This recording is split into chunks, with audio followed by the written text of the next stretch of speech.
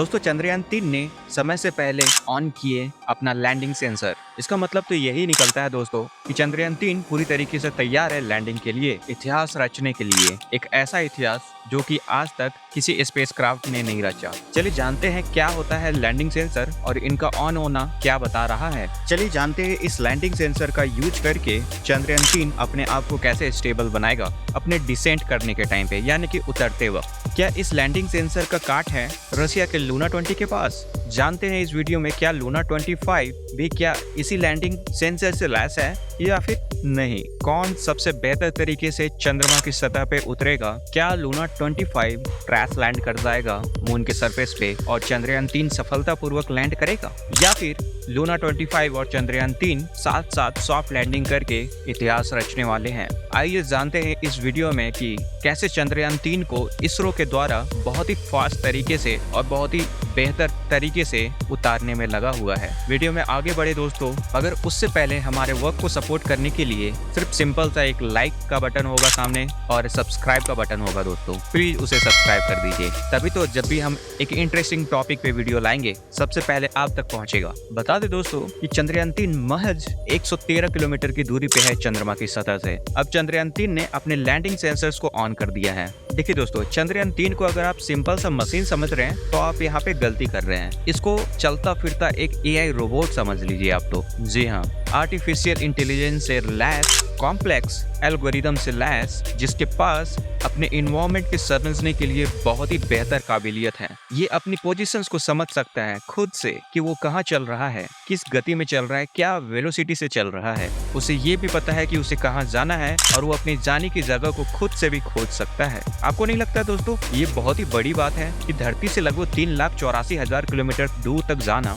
और वहाँ जा करके सिर्फ बहुत ही छोटे जगह पे, यानी कि 4 × 2.5 किलोमीटर की रेंज को खोज कर उतरना, ये नहीं लगता दोस्तों कितनी बड़ी बात है। उसके साथ साथ वहाँ भी बोल्डर्स से बचना, क्रेटर्स से बचना, उसके साथ साथ बहुत सारी समस्याओं से बचना, अपनी गति को भी सही से बना करके रखना, इसके साथ साथ अपने ओरिएंटेशन को भी सही से रखना। अगर वो करवट लेकर के उतर गया, हॉरिजॉन्टली अगर उतर गया तो खत्म कहानी, पैसा वेस्ट। उल्टा होकर के उतर गया तभी भी खत्म। तो समझ सकते हैं दोस्तों पैरों के बल ही सॉफ्ट लैंडिंग करना ग्रेविटी को अपोज करते हुए कितनी बड़ी बात है। और जैसा कि हमने पहले वीडियो में बताया है दोस्तों कि ये जो लैंडिंग होगी वो 100% खुद से होगी। यहाँ पे इसरो की टीम का कोई भी रोल नहीं होगा। कोई यहाँ पे इस ट्रैक पे रिमोट लेकर के नहीं बैठा है कि ऑन किए और धड़क से नीचे आराम से, ऐसा कुछ नहीं होने वाला दोस्तों। सिर्फ ऑर्बिट मैनूवर्स के लिए इसरो अपने आप कंट्रोल रखा था, जो कि अर्थ बाउंड मैनूवर्स हुए। एक ऑर्बिट से दूसरे ऑर्बिट तक जाने का जो सिलसिला था उसको ऑर्बिट मैनूवर्स बोलते हैं। बस उसी टाइम पे इसरो ने एक पोटेंशियल दिया, एक एनर्जी दी, जिसके बाद वो लूनर ट्रांसफर ट्रेजेक्टरी में गया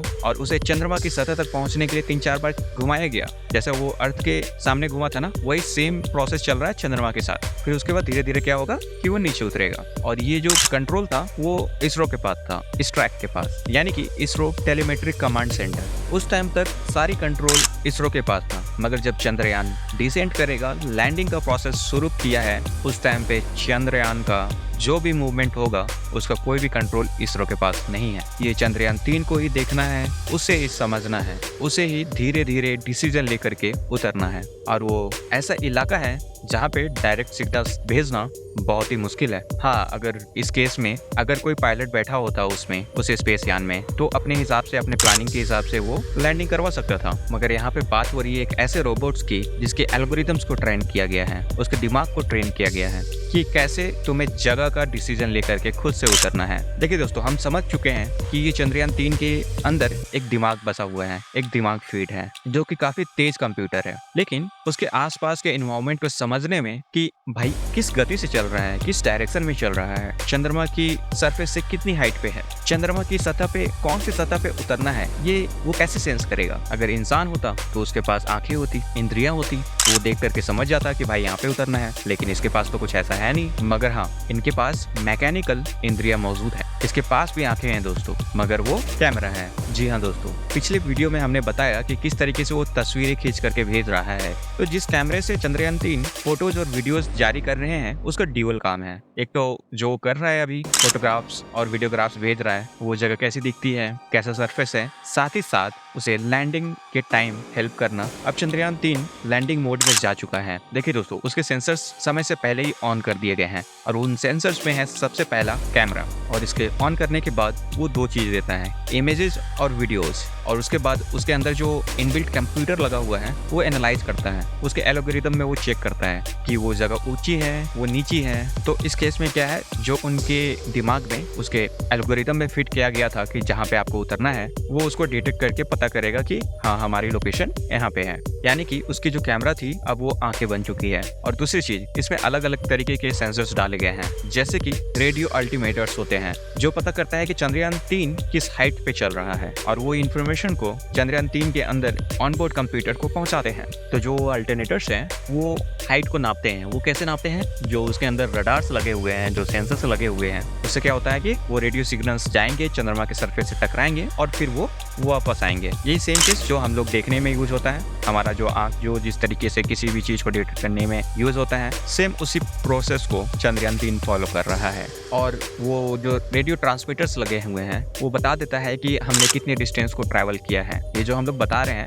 ये तो बोलने में काफी टाइम लग रहा है, मगर ये माइक्रो सेकेंड्स में होता है। ये ऑलमोस्ट समझ लीजिए प्रेजेंट टाइम पे होता है, लाइव होता है। तो इससे क्या होता है कि जो ऑनबोर्ड कंप्यूटर लगे हुए हैं उसको पता चलते रहता है कि मेरी हाइट अभी इतनी है। उसके बाद भी इसके अंदर लेजर ट्रांसमीटर भी है जो लेजर भेज करके एकदम प्रिसीजन डिस्टेंस को पता करता है। इसमें बारीक से बारीक चीजों का भी पता लगाया जा सकता है। तो एकदम एग्जैक्ट बताता है कि आपकी हाइट इतनी है जमीन से। उसके बाद वो पूरा इलाका को स्कैन करता है और उसका जो 3D मैप बना हुआ है उसके दिमाग में, उसके AI वाले दिमाग में फीड हो जाता है। तो इसी कारण वो बच जाता है कि यहाँ पे पहाड़ी है, यहाँ पे क्रेटर्स है, तो इससे बचना है, और ऐसे ही वो समतल जगह को देख करके उतरना है। तो जैसा बताया था दोस्तों कि लगातार उसके सेंसर्स और कैमरे चालू हो चुके हैं, जिसमें सबसे इंपॉर्टेंट कैमरा है लैंडर पोजीशन डिटेक्शन कैमरा। नाम से ही आप समझ सकते होंगे कि लैंडर की पोजीशंस को डिटेक्ट करने के लिए वो कैमरा बताता है, और एएलआई लूनर इमेजर भी मदद करता है। तो सिंपल से कहा जा सकता है कि जितने भी सेंसर है चंद्रयान 3 के वो आज इंद्रियां बन चुकी हैं। हम आज बात कर रहे हैं 20 तारीख को, यानी कि अब मात्र 3 दिन बचे हैं। 21, 22 और 23 इन्हीं तारीखों में उतरने वाला है चंद्रयान। तो इस फेज में चंद्रयान सबसे बड़ी बात ये कर रहा है कि वो अपना चक्कर काटते हुए हर एक जगह को कैप्चर करता जा रहा है। इससे क्या हो रहा है कि वो जो मैप है वो चंद्रमा का मैप एक अपने दिमाग में डिजाइन करते जा रहा है। हालांकि चंद्रयान 2 के द्वारा भेजी गई जो चंद्रयान 2 का ऑर्बिटर था, जो ऑर्बिटर ने बहुत ही हाई रेजोल्यूशन का इमेज खींच करके इसरो को भेजा है बेंगलुरु में, और उस इमेजेस का यूज करके एक मैप बना करके फीड किया गया है चंद्रयान 3 के ब्रेन में, यानी कि ऑन बोर्ड कंप्यूटर में। तो उसी मैप को देख करके, और जो चंद्रयान 3 में अभी कैमरा में दिख रहा है, लाइव दिख रहा है, तो इससे क्या है कि वो अपने पोजीशंस को मैच करके न ही सिर्फ ये जान पा रहा है, बल्कि वो लेटेस्ट जो उसकी सर्विस है उसका एक इमेज भी बना रहा है, उसको बहुत ही अच्छे तरीके से जान भी पा रहा है। और उसके बाद क्या होगा कि चंद्रयान 3 अपने उतरने के लिए एक जगह ढूंढेगा। हालांकि ये तो इसरो की तरफ से पहले से डिसाइडेड है, पहले से उसके अंदर फीड किया गया है 4 किलोमीटर बाय 2.6 किलोमीटर का, और ये जो पैच है वहीं पे उसे लैंड करना है। ये आइडियल मोस्ट लोकेशन है साउथ पोल में उतरने के लिए। तो चंद्रयान 3 को भली बात ही पता है कि उसे कहाँ जाना है और किस तरीके से उतरना है। तो फाइनली चंद्रयान 3 का लैंडिंग सेंसर्स ऑन हो चुका है, जिसका एक ही मतलब है कि अब चंद्रयान 3 उतरने वाला है। तो ये रेस चल रही है चंद्रमा पे। तो आपको क्या लगता है, चंद्रयान 3 जीतेगा या लूना 25 जीतेगा? अपनी राय कमेंट सेक्शन में लिख करके जरूर बताएं, और जितना हो सके इस वीडियो को शेयर करें। मिलते हैं ऐसे ही एक इन्फॉर्मेटिव वीडियो के साथ, तब तक आप सभी का इस वीडियो के अंत तक बने रहने के लिए दिल से धन्यवाद। जय हिंद।